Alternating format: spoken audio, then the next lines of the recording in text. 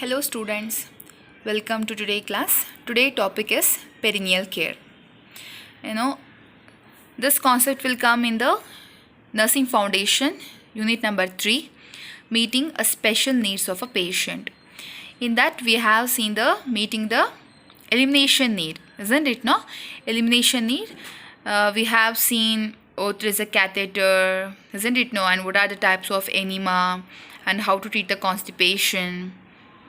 So far, so many topics we are discussed under the elimination need of the patient, isn't it? No, so continuation of the same unit, same concept. In that a subtopic is a perineal care. Okay, and by this another one more class will wind up this meeting a special needs, that too in elimination need. Clear? Okay, so you have to be listen carefully and take down the notes. Clear? No, at the end of the class we'll have the gross revision. Clear? So let's start perineal care. So what do you mean by perineal care? The definition of a perineal care is a bathing the genitalia and the surrounding area which includes the anal part, isn't it? No, so the perineal care is a bathing both the genitalia and the anal area, that we call perineal care. Peri means what? Completing overall. Peri means overall. Okay, this is very important. Why? Because it is the perineal area, it is more prone to get infection, isn't it? No, and is very important for the bedridden as well as the urinary incontinence patient, because the dribbling of the urine continuously that leads to infection. Also for the bedridden patient, there is no the hygiene, and always the patient is added to the bed, no cross ventilations in the joints, isn't it? No, that causes what? Sweating, bad odor, and the pressure, isn't it? No, that all together causes infection, right? So for example, if you have any infection on hands, on abdomen, or on the back, we can treat. But in a genitalia or the perineal area means it will always a moist area, isn't it? No, and always the blood circulation is more there. Due to that temperature, also due to that whole condition, that area is always prone to get infection compared to other parts, isn't it? No, so this is very important, not only for the patients, for all human being, isn't it? No, the hygiene, the perineal hygiene is a very important. Okay, but as a nurse we should know the exact manner, isn't it? No, exact manner of the procedure. So the next point is, what is it? The proper assessment and the care of the perineal area will need a professional clinical judgment. Understood? No, that to have a professional clinical judgment. Clear? So what is what happened, whether the patient really needs a perineal care, of if the patient is normal or is not a bedridden, is not required, isn't it? No, but if the patient is bedridden or if the patient have the urinary incontinence, they must have the 2 times of perineal care per day, at least 1 time in a day. Clear? No, this is all about the meaning or the definition of the perineal care. Now we'll see what are the purposes, why we had to perform the perineal care. Why? Because to keep the cleanliness and prevent from the infection in the perineal area, and also to make the patient comfortable. These are the 2 purposes of the perineal care. Okay, next we'll see what are the equipments which required. We require the pair of gloves, that is non-sterile gloves. Okay, then the sponge cloth, the basin with a warm water. Okay, then the waterproof pad, or we can use gauze, and we require towels and Macintosh, soap with a soap dish, tissue paper or the toilet paper, and a bedpan as required. These are the equipments we required for performing the perineal care. Now we'll see what are the procedure along with the rationale. Here, what are the action we'll do. Rationale means why this, what is the scientific reason. Rationale is nothing but why we had to perform the steps. according to the performing the steps, what is the rationale behind it? What is the scientific reason behind for every step? We'll see now. Okay, so this is what without urinary catheter. Okay, the procedure we are performing is without urinary catheter. With the urinary catheter also we had to give a special attention to the urinary catheter. Okay, the procedure is the same, but with the urinary catheter we are giving extra attention to the catheter. Here we are performing without urinary catheter. Understood? Now we'll see what is the first action. Gather all the required equipments. Okay, gather all required equipments. Why? Because organization facilitates accurate skill performance, isn't it? Now, for example, you think for all the procedure we had to gather. We had to take all the equipments in a tray. Otherwise, what happen? What happen if you not gather all the equipments means what confusion will happen, and you know what procedure, what steps we had to take and all, isn't it? No. For example, you are cooking some dish.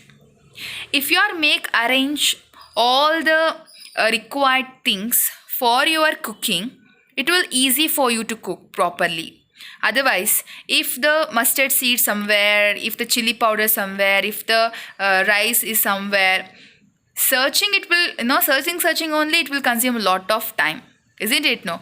But in the procedure of all the nursing care, the first action of a nurse is to gather all required equipments in a tray. This is very important. Then our skill also improved, isn't it? No, that organization facilitates accurate skill perform, isn't it? No. Okay. Then the second step is explain the procedure to the client. If the patient is conscious but bedridden, you can explain. If the patient is unconscious, bedridden, this step is not required.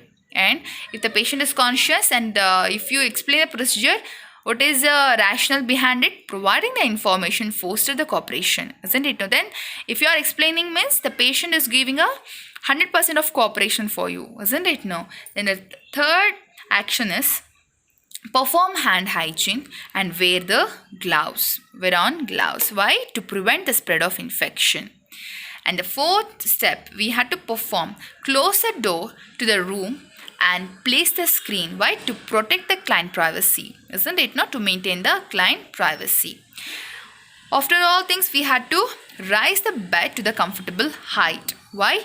Proper positioning prevents the back strain. For you only is important. If you are raising the bed, you need not to bend more. That prevents your back strain. For that, you have to adjust the bed height as you comfortable. Clear? Not to perform the perineal care to the patient. Then preparation the position. See, we have to prepare the position for the patient. For the male is different and for the female is different. Okay, so first what we had to do, uncover the client's perineal area. Only perineal area we had to uncover. Okay, after that, place a Macintosh and a towel under the client's hip. Okay, we had to we had to keep this Macintosh along with the towel under the client hip. Why? A towel or the pad protects the bed, isn't it? No, you are performing the perineal area. Otherwise, if you not keep this, what happened? The bed will wet. So we had to keep those things. Okay, to towel or the pad protects the bed from the wet, and you can use a towel to dry the client's perineal area and the rectal area also. Okay, to keep the extra towel with you. Okay, next we'll see. Clean the thighs and the groin. Before going to the perineal area, you have to be clean the thighs of the patient as well as the groin. Clear? No? And make a mitt with a sponge cloth. I will show you how to do the mitt. See, this is how we had to prepare the mitt. Mitt means it's like a pad like. Okay, see. Take your hand like this. Take a gauze. Okay, then you have to take a left side. Okay, you have to make a 3 part. 1, 2 and 3. The first part, it is laid on your hand. Clear? Then the second half is a backward. And just you take like this. Just folding only. It's very understood, no? See, observe properly now. See, place your hand inside the gauze sheet, then take it off. The second step is just you take this, fold once again. Understood? Keep your insert your hand, take one fold here, then this fold should be come up. After come up, just take the the uppermost part and fold it off like this. Just tie it off. Okay, this is we called mitt for a perineal care. Bath mitt we say. Now understood, right? How to meet a mitt? Okay. After this, cleanse the client upper thighs and groin area with a soap and water. Okay. Then rinse and dry. Wash the genital area next. Now we'll see how to wash the genital area for the male and the female. For the female client, use a separate portion of the sponge towel for each stroke. Understood? Then change the sponge towel as necessary. Okay. Then separate the labia and cleanse down from the pubic to anal area. The both legs should be the far, because we have to perform the care, isn't it? This is what the draping. First we have to do the draping, then we have to keep the female patient like this. Clear? No? This is what we call the position. Then after that, what we have to do? Separate the labia and cleanse downward from the pubic to anal area. Is a very, very important. See what we have to do. We have to do the separate the labia. Anatomically, we know labia minora and the labia majora, isn't it? No. So like that, we have to separate the labia and we have to clean from. How to have to clean?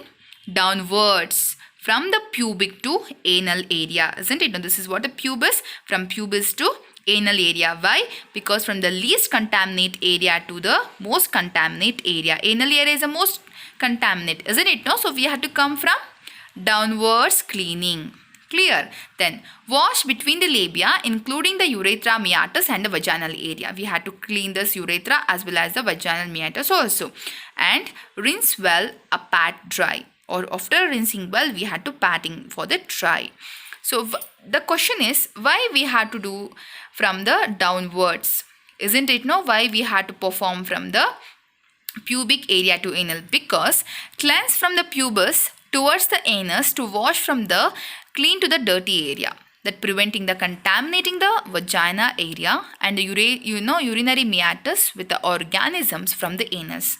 As it all before, this is very contaminated area, isn't it? Now, if you go from down to up means this is vagina is infected. So always we have to perform from upwards to downwards movement. We have to clean. Clear? No? This is all for the female client. Now we'll see for the male client. We have to give the supine position for the male patients, then gently grabs the client's penis. You have to hold the penis here, then clean in the circular motion, moving front tip of the penis backwards towards the pubic area. Like that, moving rotation, we had to clean the genital area. Clear? No? The cleaning from the tip of the client's penis backward to prevent the transferring the organism from anus to urethra. Clear? No? So we have to clean from here means it is better to prevent the organism from the anus.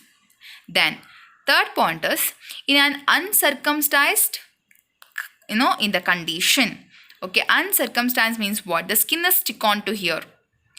Okay, the foreskin is very rigid. In that condition, carefully retract the foreskin prior to the washing the penis. Clear? Anatomically, what do you mean by this, isn't it? No? Right? So, your assignment is, what do you mean by, just find this, what do you mean by uncircumcised foreskin of the penis? Okay, this is your assignment. Clear? Then, this is all anatomically important. Okay. Next point is, return the foreskin to its formal position. Why? The secretions that collect under the foreskin can cause us irritations and odor. If you not remove the foreskin, what happened? There is a accumulation of the microorganisms due to some liquids, isn't it? Now that again the causes the infection. After all things, wash, rinse and dry the scrotal area. Then return the foreskin to its normal positions to prevent the injury to the tissue. Clear now? This is all about the procedure. I hope you understood this. Next, what we had to do? Assistant to the client, return on the side. Separate the client buttock and use a tissue paper if necessary to remove the fecal matter. If the fecal matter is present, we have to remove that. It will, why? Removing the fecal matter provides the easier to cleaning, isn't it? No. After cleaning the genital area, we have to move on the anal part. Clear? Then cleanse the anal area, rinse thoroughly and dry with a towel. Change the positions as well as necessary. Clear? After all cleaning area, just dry the parts. Keep the anal area clean to minimize the risk of the skin irritation and breakdown, isn't it? No, otherwise the patient prone to get bed sore. If you do all those things, the patient never get any bed sore. Okay, then apply the skincare products to the area according to the order. Okay, otherwise you can use any skin emollients or we can use any powder. Okay, but some of the patient require special needs based upon the physician order. We can use lotions may be prescribed to treat the skin irritation. Clear? No, this is all about the perineal care. Then return the client to the comfortable position.